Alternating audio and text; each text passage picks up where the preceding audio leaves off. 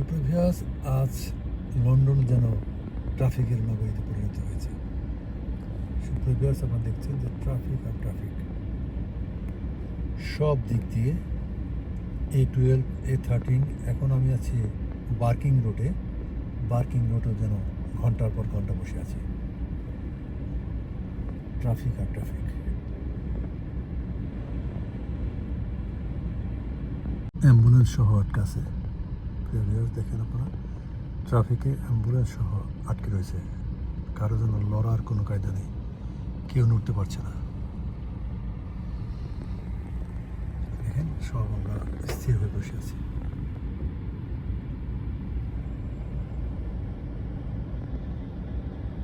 ট্রাফিকের কাছে অসহায়, অ্যাম্বুলেন্স সহ সবাই।